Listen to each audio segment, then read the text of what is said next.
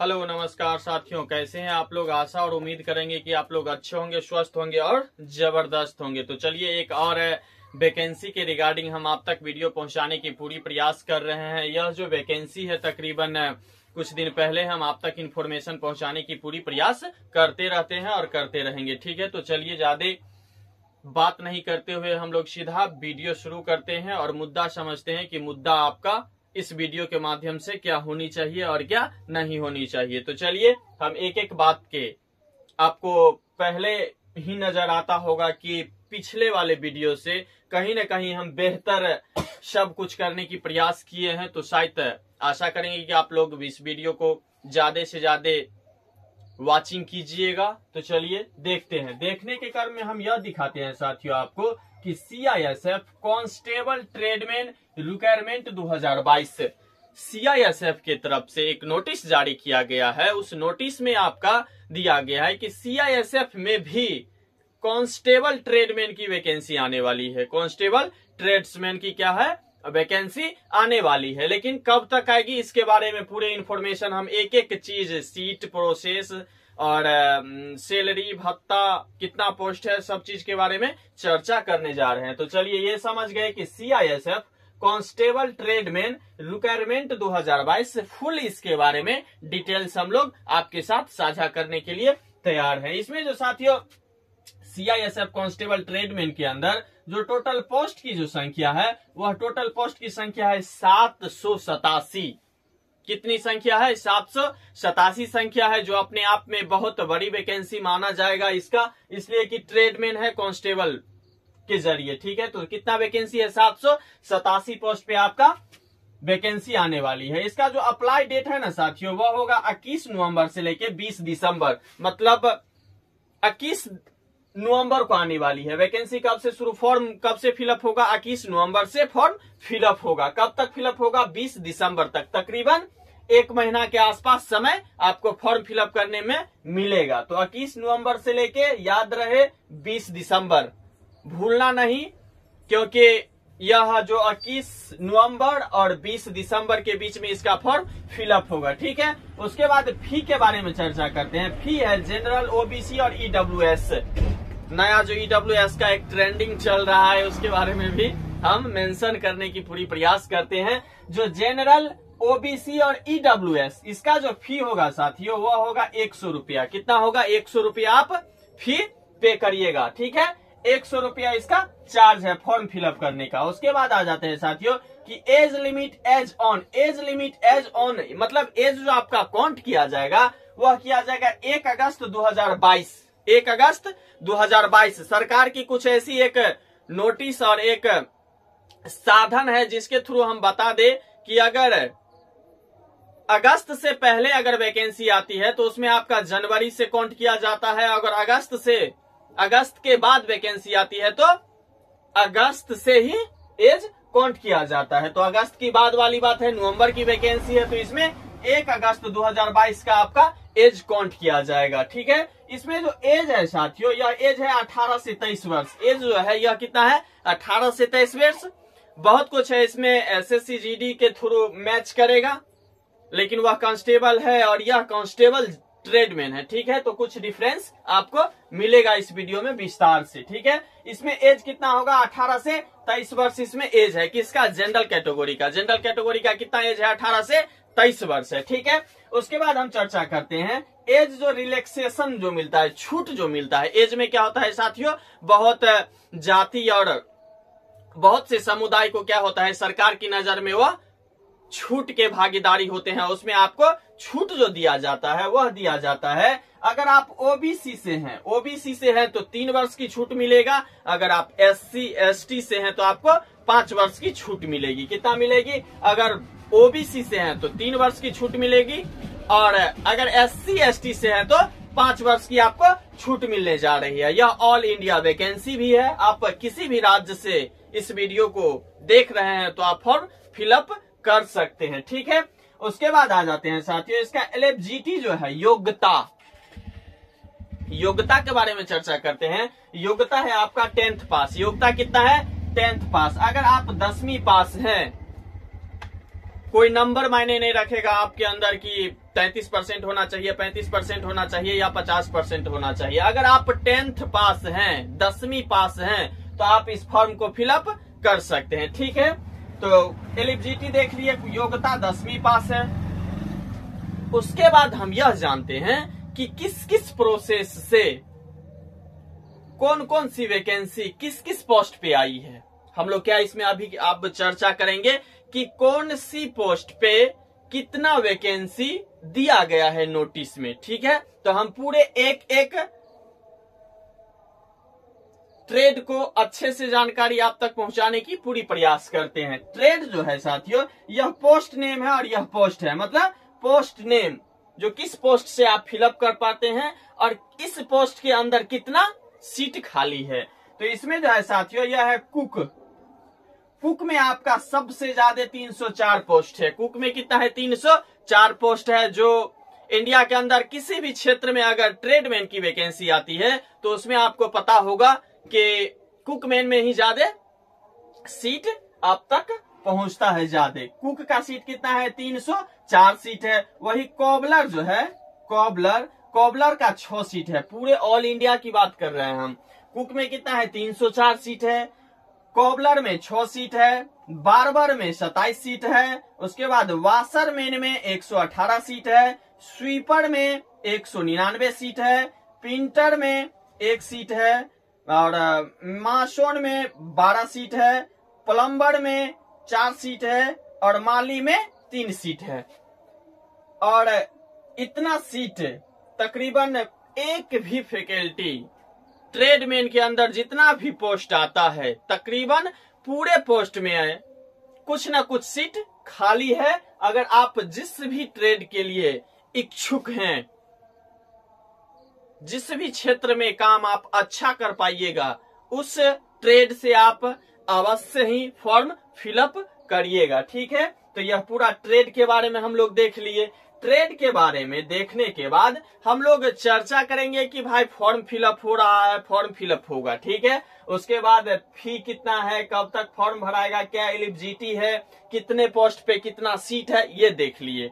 इतना देखने के बाद एक बात मन में आती है कि ये पूरे वैकेंसी के दरमियान सिलेक्शन प्रोसेस क्या होने जा रही है, सिलेक्शन प्रोसेस क्या होने जा रही है। तो सिलेक्शन प्रोसेस के बारे में हम चर्चा करते हैं साथियों। इसका जो सिलेक्शन प्रोसेस है, पहले होगा आपका पीएसटी, उसके बाद होगा पीटी, उसके बाद होगा डीबी मतलब डॉक्यूमेंट वेरिफिकेशन। उसके बाद पहले पीएसटी होगा, उसके बाद पीटी होगा, उसके बाद डॉक्यूमेंट वेरिफिकेशन होगा। उसके बाद हम बता दें साथियों कि ट्रेड टेस्ट होगा। पीएसटी, पीटी, डॉक्यूमेंट वेरिफिकेशन और ट्रेड टेस्ट, ये जो 4 प्रक्रिया है, यह कितना प्रक्रिया है? 4 जो प्रक्रिया है, इस प्रक्रिया में आपको एक ही दिन के अंदर पूरे प्रक्रिया को निपटा दिया जाएगा। एक ही दिन में कितना? 4 प्रक्रिया, पीएसटी, पीटी, डीबी और ट्रेड टेस्ट, यह एक ही रोज समाप्त हो जाएगा। उसके बाद बचेगा रिटेन एग्जाम, जो 2 मंथ बाद इसका रिटेन एग्जाम होगा। उसके बाद मेडिकल होगा और उसके बाद ज्वाइनिंग होगा। सिलेक्शन प्रोसेस समझ गए? PT, PST, document verification, trade test, written exam, medical और उसके बाद ज्वाइनिंग। ठीक है, अब बात करते हैं साथियों कि फिजिकल जो होगा, यहां जो बताए हम पीटी, इस पीटी के अंदर क्या होगा?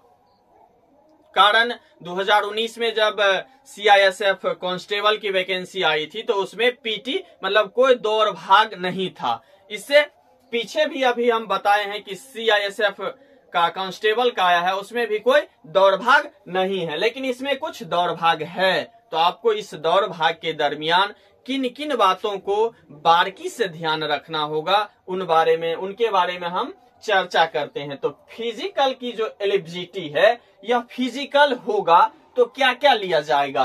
फिजिकल में साथियों मेल के बारे में चर्चा करते हैं। तो मेल का जो हाइट होगा ना, यह हाइट होगा 170 सेंटीमीटर।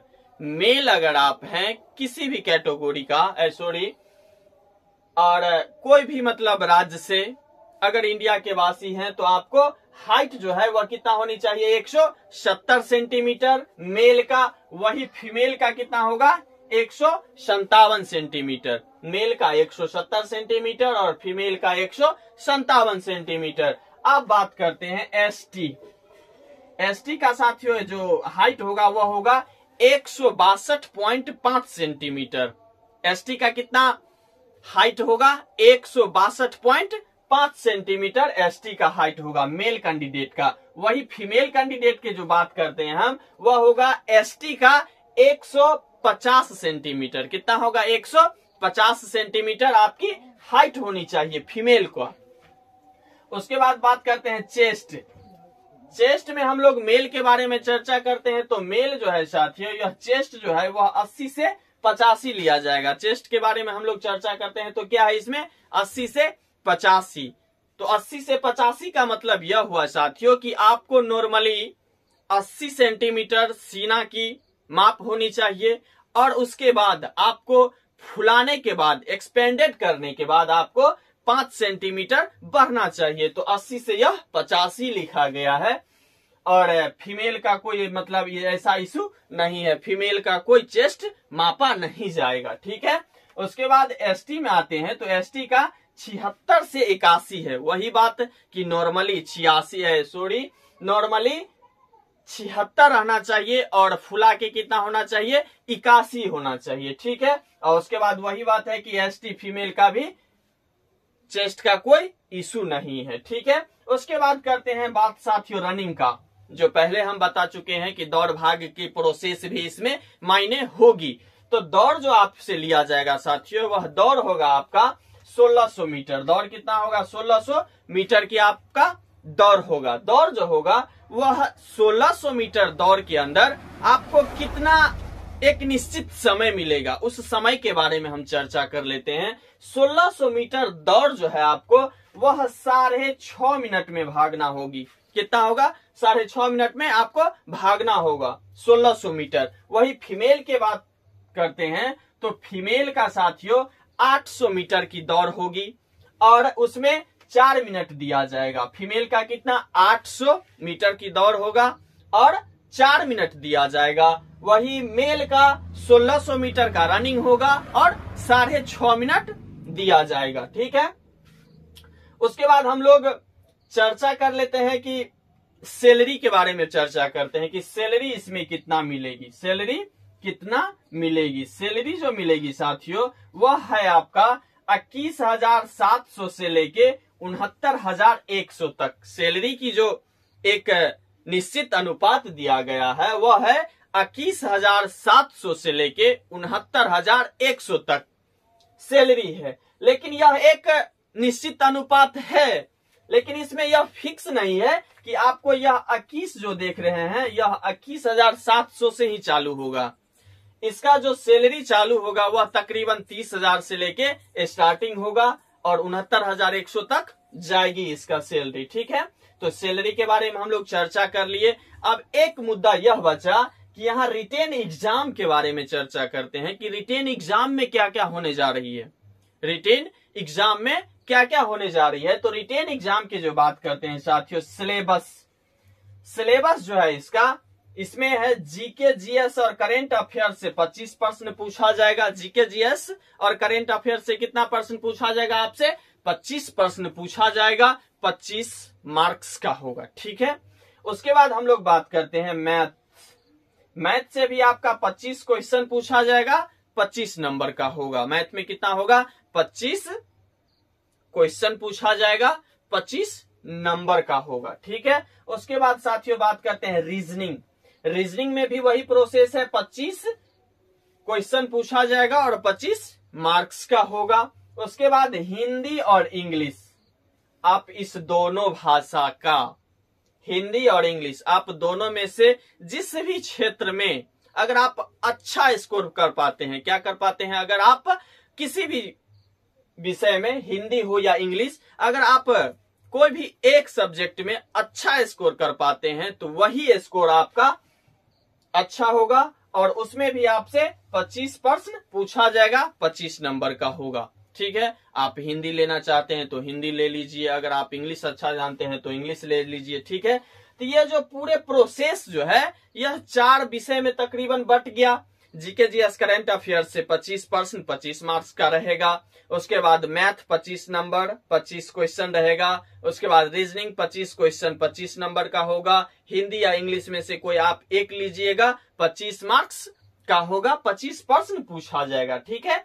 इसके लिए साथियों आपका समय जो मिलेगा वह समय कितना मिलेगा, 2 घंटा का समय मिलेगा। समय कितना मिलेगा आपको, 2 घंटा समय मिलेगा। जब आप इस पूरे प्रोसेस को पास कर पाते हैं, पास करने के बाद जब आप एग्जाम में बैठते हैं तो एग्जाम के अंदर आपको यह 100% सॉल्व करने के लिए आपको 2 घंटा दिया जाएगा। कितना घंटा दिया जाएगा, 2 घंटा साथियों दिया जाएगा। और एक बहुत बड़ी इसमें खुशखबरी और इशू यह भी है कि इसमें निगेटिव मार्किंग नहीं है। इसमें क्या चीज है, नो निगेटिव। क्या है, नो निगेटिव। निगेटिव मार्किंग की इसमें कोई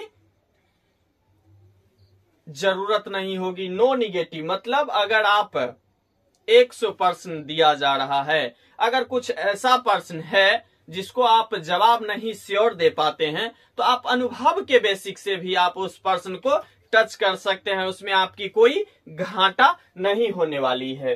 तो A to Z जानकारी आपको मिल गई इस बहाली के रिगार्डिंग। अब आपसे हम एक बात साझा करने के लिए चाहते हैं और यह बात एक ऐसी मुद्दा पे हम करेंगे जो तकरीबन बहुत बड़ी मुद्दा है। मुद्दा यह है साथियों कि अगर आप एसएससी जीडी का वैकेंसी का इंतजार कर रहे थे, वह भी वैकेंसी आ गई है, इसका भी वीडियो इस चैनल पे मिल जाएगा आपको। तो उसमें भी आप यह देख पाते होइएगा कि वह कांस्टेबल है सिर्फ, लेकिन इसमें क्या है, कांस्टेबल ट्रेड्समैन है, ठीक है। यहाँ एक नीच और ऊपर का अंतर है, लेकिन इस पूरे बहाली के अंदर एक दौर में डिफरेंस है। जो वह भी दौड़ 5 किलोमीटर 24 मिनट में होगा वह भी नॉर्मल होगा, और यह 1600 मीटर का रनिंग 6.5 मिनट में होगा, इसका भी रनिंग नॉर्मल ही होने जा रही है, ठीक है। उसके बाद हम बात करते हैं, यह जो सिलेबस है सेम सिलेबस है, सिलेबस उसका भी वही है और सिलेबस इसका भी वही है। उसमें एक माइनस पॉइंट यह है कि उसमें 1/4 निगेटिव है और इसमें एक प्लस पॉइंट यह है कि इसमें पॉजिटिव है, निगेटिव नहीं है। तो हम आशा करेंगे कि आप भीड़ का हिस्सा नहीं होके आप सिलेक्शन का हिस्सा बने, ताकि आप अपने समाज, अपने परिवार और अपने आप को एक अच्छे इंसान, अच्छे काबिल इंसान के रूप में पहचान बना सके। तो चलिए, आई होप कि आपको यह वीडियो अच्छी लगी हो। अगर अच्छी लगी हो तो चैनल को सब्सक्राइब कीजिएगा, लाइक कीजिएगा, दोस्तों के साथ ज्यादा से ज्यादा शेयर कीजिएगा। जय हिंद, जय भारत।